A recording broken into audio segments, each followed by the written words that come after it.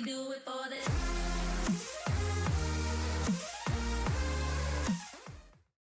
What's up, YouTube? Psycho's back with another episode.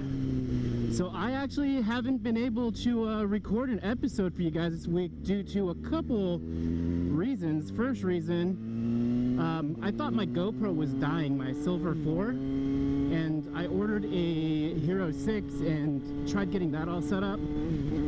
The Hero 6, in my opinion, is a great action camera for everyday shit, like if you're going on vacation, family stuff, things of that nature. But as far as like a motovlogging helmet, I just don't really think that the $400 price tag, with addition to the $50 mic adapter, really makes it worth it to use as a main camera for your motovlogs. So I ended up turning that back in, and then I had an issue with the mic. The mic actually kind of broke in half, per se. So the mic, and I noticed this in other videos that I had posted, there was like a crackling and just an overall weird like left and right channel difference, and it didn't sound right. So I ordered a purple mic. That mic, just right out of the box, was defective, didn't work at all. So I was like, well shit, now I have to send this back.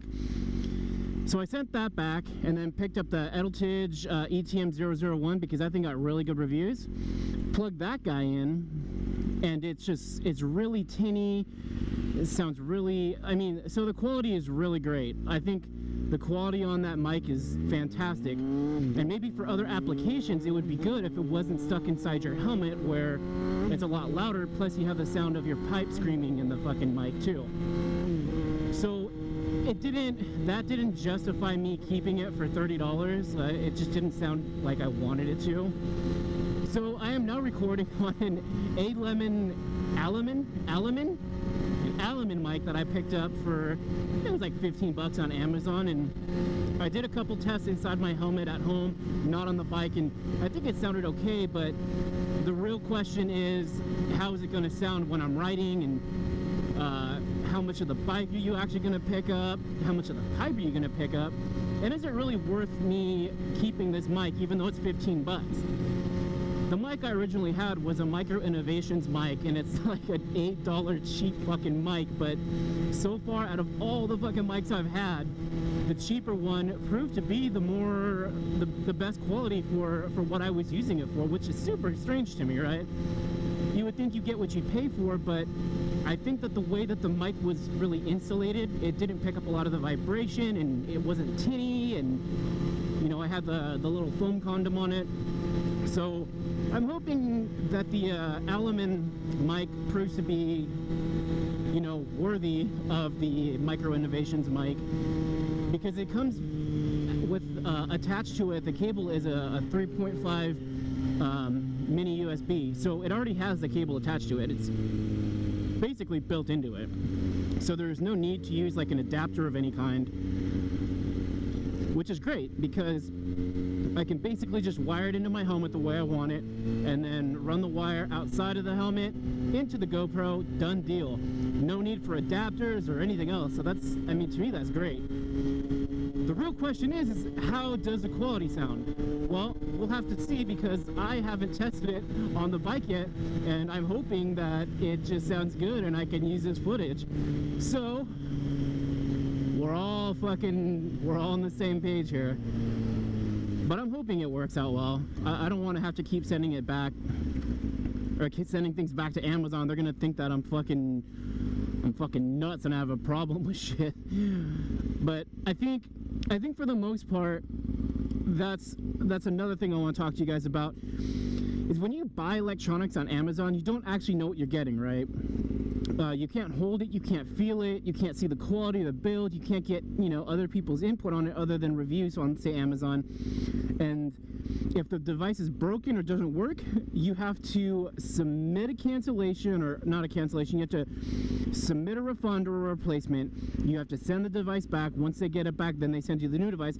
So there's a really long waiting time. Like, it just, to get what you need, it takes a long time if things come defective or don't work out. And that's kind of where I'm at with Amazon is, you know, I went through 2 mics that didn't work real well, and each time I had to wait like a day or two to, you know, send it back and get a new one. And dude, that's super frustrating. Like, I couldn't record my content for you guys. Like, I'm behind on creating videos, and I wanted to kind of make sure that I was staying up on my videos channel, or on my channel with videos, so that you guys have like something to watch throughout the week. And it just wasn't what it was. It turned into me fucking returning things fucking every other day on Amazon just to get my setup working. So it's like the old adage, when it rains it pours, and I really feel that that's accurate. Especially for today, because I rode to work, my bike to work today, in the assumption that today was going to be a beautiful sunny day, and it's starting to come out. It's starting to be a little more bright, but for the most part, it's fucking freezing.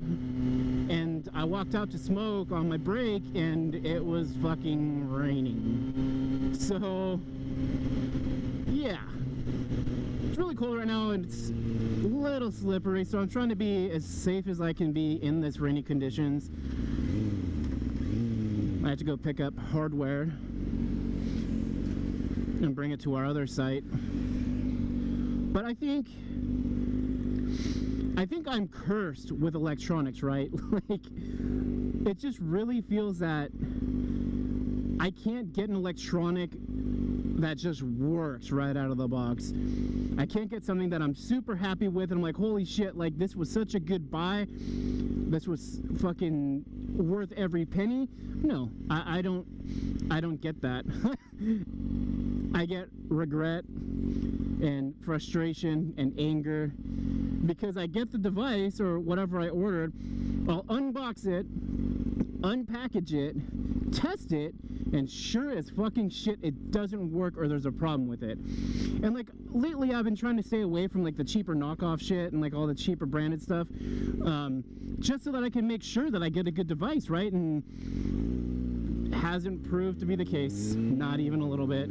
Even the more expensive stuff I get, you can get like defective devices or things that are malfunctioning right out of the box, and quality that is not on par with what you pay for, or it just doesn't feel like it's something that you paid for.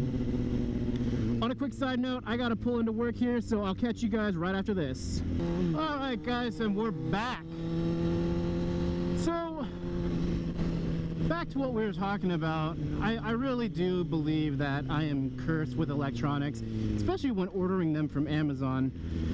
And I think that's the worst part of it, right? Is when you order something from Amazon and it doesn't work out right, that waiting time for you have to wait to return it and then get something else in return. Like, that put me down this entire week because I couldn't get a mic that just worked well to my standards on what I thought was a good sounding mic. Now, one thing that I did not forget, but the thing that I didn't realize that I could probably maybe try and do is adjusting the audio in post. But I hate doing shit like that. Like, my $8 mic that I had, the Micro Innovations one I was talking about, that thing needed 0 adjustments in post. Like, it just sounded pretty good, other than the left and right channel being kind of fucking screwy, and then the popping noises that I was getting from it. Before, when I had first purchased the mic, it was great. Like, I had no issues with it.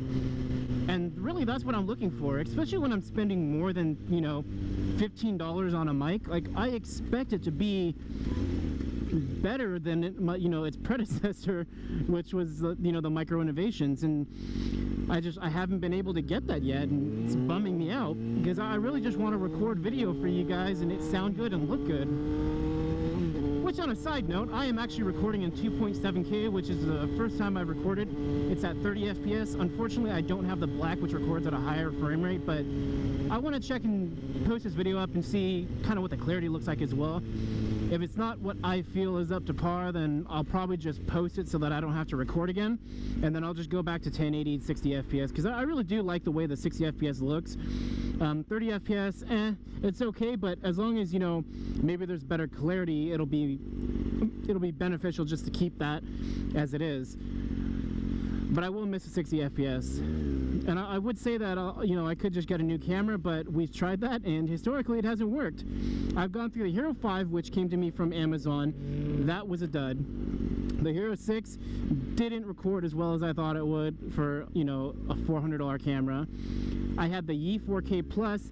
That thing recorded amazing. Oh my god, that thing recorded amazing. The only issue I had with that camera was that its audio was fucking crazy bad.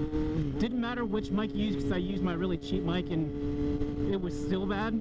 I don't know if for sure that's something you'd have to adjust in post, but I really am bummed out because I really did like that device. And if I could just get that device to work well in all aspects of audio and video, that's probably be the one that I would use for my main. I'm actually, now that I think of it, I'm contemplating just getting it and then sticking like a voice recorder in my pocket and then just piecing the audio and video together, because the E4K is fucking great when it comes to the video. Never had a problem with it. It looks great in on, you know, when you're motovlogging. I recorded a video at 4K 60 FPS and it looks fucking fantastic. That's why I was really bummed to send it back, because it was such a great device for the price. I mean, I think it was like $240 on Amazon, shipping and handling and everything, right?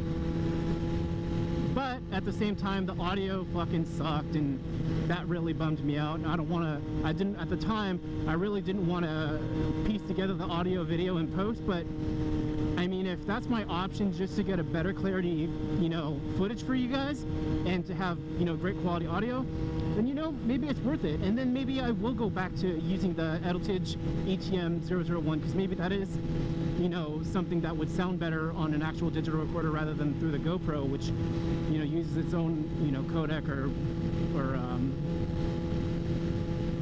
whatever it's called to pick up the audio. But we'll see. It's all in the works. I mean, I want to have better equipment to give you guys a better video to watch. I mean, I'm not saying that the footage I'm putting out to you guys is bad now, but looking back on some of my 1080 stuff at 60 FPS, it does look like dated footage, even though it was recorded here recently in 2018. But, you know, that's kind of what you get when you're using a GoPro 4 that is older. I mean, I've had this thing for forever. Actually, I think it's my wife's. It's my wife. She's had it forever. I think I actually sold my 4 Silver, but luckily she had one, so that I didn't have to buy one.